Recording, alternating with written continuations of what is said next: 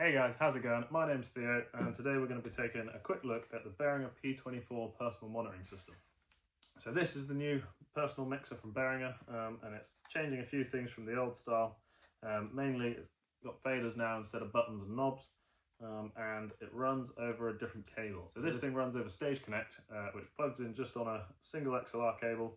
It powers the unit, and it also sends all the audio to it and can also receive some audio back from it as well. We'll go into that a little bit more later. But to start with the top of the unit, we'll go through what we've got here and show you how I'm using it at the moment. So on the top of this unit, it's fairly simple. If we go from the top left, you get a talk button, which is currently disabled because of the way that I have this set up, but we'll talk more about that later. There are two built-in talkback mics, left and right here, stereo pair. Next to that, you've got talkback volume knob. This is for the incoming talkback stream coming into you. So you can hear up to two different talk sources, or those can be matrices, they can be whatever. And that's on its own dedicated knob here. So that's basically your volume from front of house or your other shouts. Next to that, you have the screen. This does multiple different things depending on where you're at. If you have an X32 or an M32, you might recognize that. Next to your screen, you've got the main control button. This is clickable and spinnable infinitely and will control what's shown on the screen. Over here, you got your output area. So this is your output level, so you can see how loud it's all going. Looks like we're in between songs on the multi-tracks right now. That's why there's not much going on. Oh, there we go. And that is post this knob here. And this is your output volume knob here. Below that, we have 13 buttons for the 12 main faders and the aux mic fader, which is this one over here. And then to go with each of those, you have your 13 faders. The first 12 are for the main 24 inputs, and the last one does a few other things. So to start with, this thing's called P24. You can put 24 inputs into it, but you mix them across 12 faders. How that works is that if you send two things that are a pair of mono sources, for example, so here where we've got K for kick drum, if we click on this, we'll see it says kick, and we'll see there's a slash on each side here.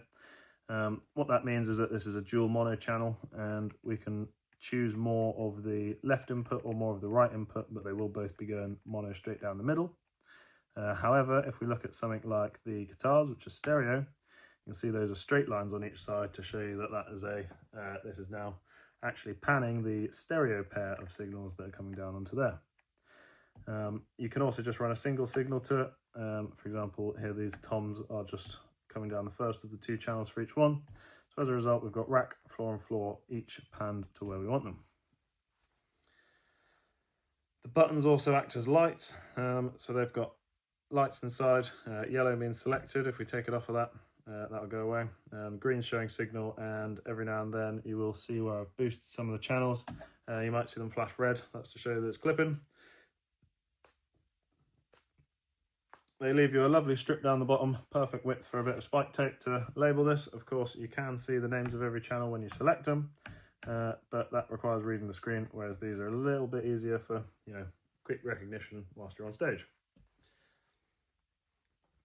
So that completes the front of the unit. We'll have a little look at the back now. So on the back of this unit, you can see, starting on the left, we've got the headphone output. This is on a 1/4" jack. No 1/8" jack on this, so you need to remember your little adapter. Below that, we've got line out, which is a mono sum of what's coming through this, just going out of there as well. So that can be sent to a wedge or to any other reason that you need to get some sound somewhere else. Say if a drummer has his own in-ear mixer that he wants to have extra stuff going through, that can just be sent straight into there. You've got aux in, which allows you to listen to a stereo track on top of what's going on. So if you want to be able to just jam along to some tracks whilst you're warming up without it having to go through the whole rig, your artists can plug stuff into here and listen to it themselves. Below that, you have the foot switch, which I have set up to be the push to talk for the next input, which is the talkback. So there's an external XLR for talkback input. That allows you to plug in, as you can imagine, a talkback mic, very useful. In the middle here, you've got a little mount to let you strap it onto a mic stand. I'll show you that in a bit. Just over here then you just have a power input, which you only need if you've linked enough of these together that they no longer get powered over this. I would tell you how many that is, but currently can't see in the software how many of these you're able to run, and I've only got one. So here's the power input for when you don't have enough power coming down the XLRs, because you can keep linking these together and just power them after the fact. And then next to that you've got the Stage Connect client and host, they call this, but it's in and out, and you can carry on daisy chaining more of them together. And then just up here you've got a USB-C, which is just used for if you need to update the software on this. So you don't have loads of settings per channel, which is nice because it's not too complicated, but there are a few things you can do. If you select a channel by clicking it, it'll turn yellow, and then the first thing you get is your pan or focus knob, depending on which mode the channel's in. So this channel is in dual channel mode, which is again allowing us to pick between more of the kick in sound or more of the kick out sound, and then anywhere in between will be a balance of the two. This is the same thing we've got going for snares as well, so that you have snare top and bottom both coming to one channel. If we then click in on here, we get to the tone setting. This goes from -12 up to +12, and also sits flat in the middle if you want it at 0. And basically what this is a tilt EQ. So if you go down to -12, you're getting loads of HF and cutting off a lot of the low. So if you want it really clicky, -12. Or if you want something to be really, give it loads more oomph, go up to +12, and that will give it loads more low end and bass and get rid of the attack on it. And this is working per channel, so it's doing it to both things that are coming together right now. Click it again, we can set whether or not we're going to the FX send. Obviously kick drum doesn't want to go to the reverb. And then click it again and we're back to the start again. To get off of this, we'll just press that again and we're back to not being selected on anything. But more than that, if we press and hold, we can get into the settings for the channel. So this is set to dual channel mode, as you can hopefully see there. But this is actually auto taken its assignments off of what's patched on the wing, so I've not had to set that up. It's noticed that there's two channels that aren't a stereo channel both go into this, so it's put it into dual mode. If you put just one channel to it, it'll go mono mode, and if you put two things that are like named the same or that are a stereo pair, it'll automatically make it into a stereo channel. It's really nice how it does that, so when you're changing stuff in the routing, it's figuring all that stuff out for itself. You can also turn that off though if you don't want it to do that automatically. So again, if we push and hold, you can see at the moment it's in dual channel mode. I can change it to mono or stereo and it'll actually change itself back to dual. It'll go, no, we want to be a dual channel mode. So that's all good for that. If we click that in, then we get the name. Again, this is auto taking the name through its connection, so I'm going to leave that alone. There's no need to rename it because it's taking the name I've already given it. And that's it. We just go back to, those are the only settings you get on there. But then if you press and hold again or leave it alone, it will come out of that and you can leave there. When you have nothing selected, this knob is now on the main and allows you to pan the entire mix left or right. Don't know why you'd ever want to do that. It's not great that that's there, I'd say. But yeah, if you press it in, you get the same tone shift for the entire mix. So if you want everything to be really clicky or everything to be really subby, you can do that from here, or just a bit somewhere in between. And then if you go again, this is your reverb, so that goes all the way down to -60 and all the way up to +20. I find just putting it 0 or just a bit below and sending the snare, currently sending snare hats and the toms to it and Merrick's vocal, which is nice because it just gives it a little bit of life within the unit. And you can see there we left it alone for so long that it's backed out again. And that's it for what you get off that setting. So if we press and hold the main channel knob up here, we'll get limiter settings, so we can put in a limiter across the entire mix, which then shows up here as popping down. If we click again, we get mid gain, so we can either boost or cut the mid frequencies. And then we get mid frequency, so we can pick what frequency that's happening at. We click again and we get to the talkback settings, and you can either select A, B, A or B. So at the moment I've got things sending to both the talkback sends into this. I'll show you that in a little while. So we want that to be on A, B.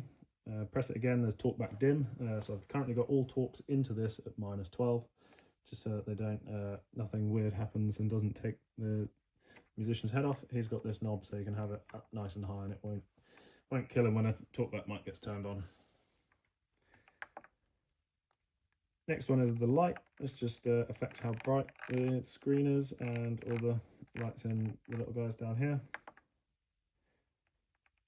And then contrast, similarly just affects the contrast to this screen here. So if you're outside or something, you can maybe change that to make it easier to read. Remote, this is what, by leaving this on, this is what means all the names and the channel settings get done automatically. We can also change that off. That's the only two settings there though. Click again. This is the polarity for the foot switch, so whether it's normally open or normally closed, NO or NC. Press it again. This is the initiate function, so if I turn this now, it will initiate the whole thing and get rid of any of the pans or EQ that I've done across anything. And then the last option is SND CFG, that stands for send configuration, and if you've got a chain of these together, that will allow you to send anything that you've done on this one to the rest of them so that they all have the same settings. So let's talk about this last fader for a minute. This one can do a couple of different things. So it's basically the aux or room mic fader.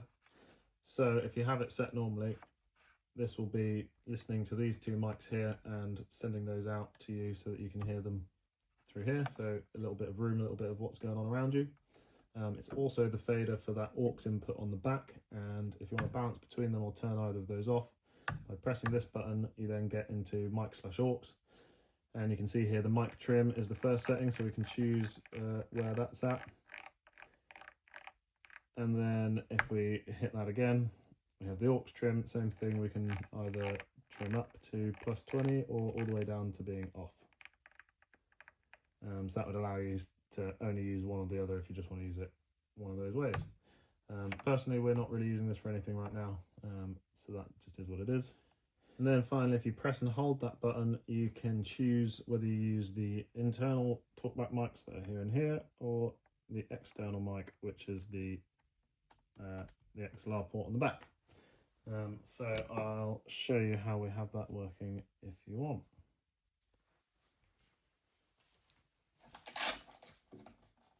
So in order to put this thing on a stand, it's pretty easy. You just undo the Velcro on the back of this guy, take that out, slot it through onto a stand of this exact diameter, but you know, not this bit, that bit, same size as the bottom bit down there. Slot it onto your stand and then just do the Velcro around the back, and now that's not going to be able to go anywhere. I guess it can do that, which isn't great, but it's not going to fall off. Going to stay there like that. Right, so we now have it on a stand with a talkback mic, slightly fancy one, plugged straight into the talkback input, and a foot switch plugged into the foot switch input, funnily enough. And again, it's just that one XLR that's going into the back of there. So now, if we take a look on here and go to our aux inputs, you'll see we've got this channel for Charlie. This is Charlie's talk to us. Charlie's the drummer in the band this file's for. So currently I'm talking into this mic and there's nothing there. But if I put my foot on this pedal, then hey, check, check, check, hey, yo, you see, then now you see that. And it's gone again as soon as I take my foot off it. So if we go and have a look in the routing here, you can actually see that if we go to our main channel, it's going to take me a second, input, you see we're taking that from the stage connect input. And so I've enabled this one Charlie because that's his talk signal. Hey, hey, check, check. Again, you can see that flash on there when I press the button down. Hey, hey, yo, yo. And if you look next to it, we've actually got these two channels coming back, which are the left-right mix coming through this.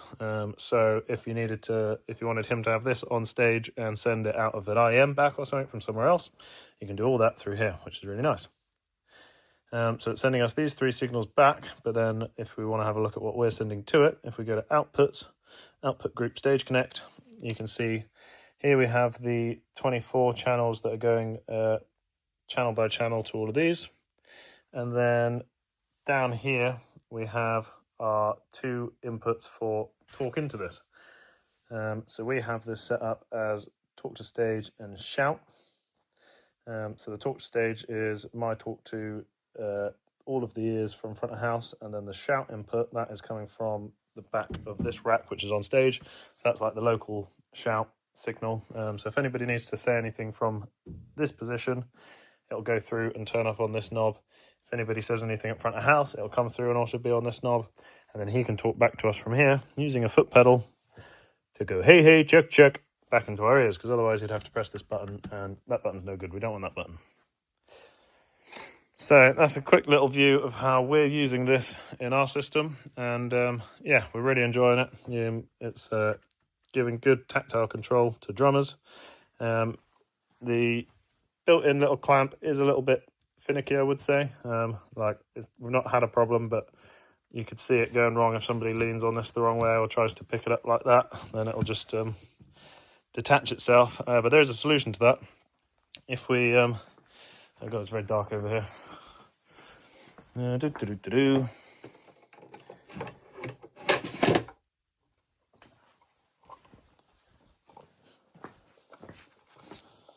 So Behringer do sell these mounts for the PowerPlay P16, and they've had the foresight to put the same 3 thread holes on the bottom of this, so you can put the stand from this under there and it will hold that guy as well, which is really nice. That then gives you a swivelable, adjustable way of what have they done there? They've done something weird. But yeah, that then allows you to mount it either directly to a mic stand or with this little arm onto something else.